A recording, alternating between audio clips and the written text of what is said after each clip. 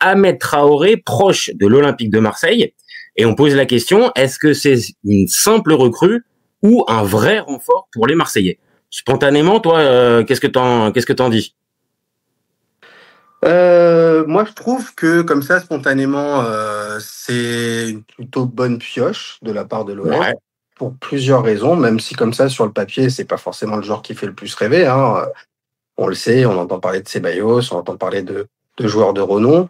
Ahmed Junior Traoré, il a plusieurs points positifs finalement. Le premier point positif, c'est qu'il connaît la Ligue 1, il vient de la GIA, hein. Pour rappel, il appartient à Bournemouth, mais il a été prêté la saison dernière à la GIA, donc il connaît la Ligue 1. Je rajouterais même qu'il connaît le coach, il connaît De Zerbi pour l'avoir connu à Sassuolo, me semble-t-il. Exact. Ça peut jouer. Ça, on va dire dans la connaissance et dans l'appréhension, on va dire du contexte de la Ligue 1. Alors de Marseille, c'est autre chose, mais des méthodes de De Zerbi et du championnat, oui, il connaît les bases. Bah, il vient pas en terrain connu, il connaît le bonhomme. On a pu le découvrir aussi à travers le reportage qui nous a été proposé à l'intersaison, l'ami De Zerbi. Donc voilà, il faut pouvoir accepter ses méthodes. Lui, il sait à quoi s'en tenir. Donc il le connaît bien. Et puis nous, enfin après, au niveau de l'intérêt de l'OM, de miser sur un profil comme lui, on peut dire que lors du dernier exercice, il a été plutôt performant avec Auxerre. Hein. Il a fait partie, je vais pas dire de bêtises, mais il a fait partie des 2-3 joueurs qui étaient un peu au-dessus de la mêlée, quoi, au sein de l'effectif. Clairement. Là, je vais partager les stats. L'année dernière, c'est 26 matchs, 10 buts, 2 passes décisives. Dans une équipe comme Auxerre qui joue le maintien, qui s'est maintenu largement au bout de la saison, il a été important au même titre qu'un Gaëtan Perrin qui avait pas mal marqué. Et donc en plus, si on se rappelle bien, supporter marseillais, le match de Junior Traoré au Vélodrome, il est plutôt bon. Donc voilà, on va dire il y a beaucoup d'éléments qui penchent vers la balance pour le vrai renfort plutôt que la simple recrue. Maintenant, on va rentrer un peu dans le vif du sujet. Il arrive dans un secteur qui est concurrentiel. Il y a du monde à ce poste-là. Est-ce que toi, tu penses que il peut arriver à se faire une place, on va dire plus ou moins rapidement dans le 11, ou ça va être un joueur de rotation et qui va peut-être être bon, mais qui va plus être amené à être, oui, comme je viens de le dire, dans la rotation et pas dans l'équipe type? Je pense que vraiment le projet initial, c'est de l'insérer dans la rotation. On sait que pour l'OM, on s'attend à une saison qui va être assez remplie en termes de matchs à jouer. Hein. Ça va être vraiment le grand écart par rapport à la saison dernière, où on avait quasi exclusivement que la Ligue 1. Là, il va falloir rajouter des matchs de Ligue des Champions. On a toujours l'ambition du côté de l'OM d'aller choper un titre à travers notamment la Coupe de France. Donc, s'il y a un beau parcours aussi à travers la Coupe de France, ça fait un bon paquet de matchs à jouer dans la saison. Donc oui, sur le papier, on va dire qu'il va pas faire partie du 11 de départ. Mais forcément, avec le nombre de matchs qu'il va y avoir, l'ami Traoré, il va avoir son rôle à jouer. Il va avoir et en plus de ça, il va certainement. On voit qu'il y a du monde, un peu dans son profil, mais je me suis un peu intéressé à lui là dernièrement, puisqu'on voit que l'OM s'était positionné dessus. On voit clairement que c'est un joueur qui est plutôt à l'aise avec le ballon. Clairement. Franchement, hein. Il a une belle palette technique. J'ai regardé pas mal de ses actions. Tu décèles tout de suite un joueur qui est plutôt altruiste d'ailleurs. Il va pas jouer la carte perso, aller faire gonfler ses stats. S'il y a une bonne passe à faire, il va aller faire sa passe.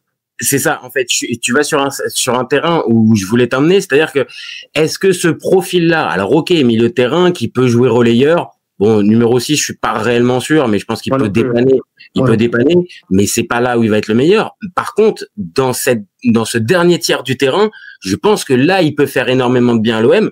Alors, bon, le mercato est pas terminé, on sait pas qu'est-ce que va faire Adrien Rabiot, on en parlera un peu plus tard dans notre mercato live, mais on va dire dans un profil pas du tout similaire à Rabiot. Il va quand même, je pense, être amené à jouer dans la même zone où évoluait Rabiot. Et je pense que ce profil-là, plus technique, peut-être plus vif, après peut-être moins de capacité athlétique, mais peut-être plus le joueur de ballon, je pense que c'est ça qui manque à l'OM. Moi, perso, c'est des 2 matchs que j'ai vus de l'OM cette saison, c'est dans ce dernier tiers il manque quelqu'un pour faire la dernière passe, pour éliminer son adversaire. Et pour moi, Junior Traoré, il peut largement être ce gars-là, en fait. Bah ouais, je te rejoins totalement. Finalement, quand tu analyses bien l'effectif de l'OM, des joueurs avec ces qualités-là, à son poste-là, il y en a pas tant que ça, il y en a pas tellement, il y en a même quasiment pas. Ouais. Et clairement, il peut apporter quelque chose. Il y aura forcément dans la saison, en plus, des matchs. Tu le sais comme moi, l'OM va souvent rencontrer des équipes regroupées derrière qui vont essayer de jouer le 0-0, le match nul. Et ben voilà, tu as besoin d'un joueur qui est capable de faire la bonne passe. J'ai vu, comme je t'ai dit, j'ai vu quelques actions. Il est vraiment capable de faire des orientations de jeu, changer d'aile, faire des longues passes précises dans les pieds. Techniquement, Ah non, c'est un vrai joueur. Alors, sans aller jusqu'à un joueur frisson, mais c'est un vrai beau joueur beau joueur de ballon. On l'a vu, on en a parlé au tout début de notre débat. On l'a vu à Auxerre l'année dernière. Moi perso, je l'avais découvert à Sassuolo en Serie A, et c'est vrai qu'il avait un profil complètement atypique, c'est-à-dire ce type de joueur-là, comme on vient de dire, assez technique, assez altruiste aussi. En Serie A, il y en avait pas énormément. Pour moi, il est parti trop vite. Du côté de Bournemouth, un gros chèque, comme d'habitude, encore un club anglais qui le récupère, mais sauf que il a jamais réussi réellement à s'imposer là-bas. Il a été prêté au Napoli, on l'a dit à Auxerre là, et pour moi, il a 25 ans maintenant. Bah ouais, c'est peut-être le bon moment.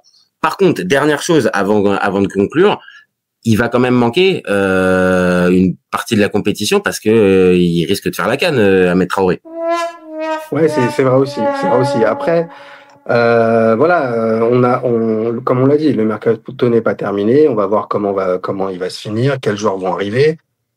Tu vois, typiquement, il y a des avantages, des inconvénients. Tout n'est pas parfait dans le recrutement d'Ahmed Traoré. Et tu l'as dit, on est forcément, on doit forcément anticiper le fait qu'il va potentiellement louper quelques journées de championnat à minima ou quelques matchs. Mais je préfère. Tu vois, on parlait, il y avait une rumeur Zegrova. On entendait souvent la rumeur Zegrova. En termes de gestion d'effectifs, en termes d'ego, c'est bien aussi d'avoir des joueurs qui sont pas forcément programmés pour être des titulaires en puissance et de venir de se mettre à fond à 100% quand on va lui donner sa chance et ne pas faire la tête quand il va être mis sur le banc. Alors oui, il y a la CAN, t'es pas à l'abri d'une blessure pour un autre joueur. On en a d'autres aussi. Et comme je t'ai dit, au niveau du profil, aujourd'hui, les joueurs un peu comme ça, techniques, au sein de l'effectif de l'OM, je ne parle pas des joueurs vraiment offensifs sur la dernière ligne d'attaque, mais t'as qui? T'as un Aminari qui est un peu l'énigme, on ne sait pas trop. Ah oui, tu sais même pas un peu s'il va rester. S'il va rester. En fait, c'est ce qu'on disait, c'est que dans ce profil-là, il y en a pas réellement. En plus, il y a le côté des Herbie qui connaît le garçon.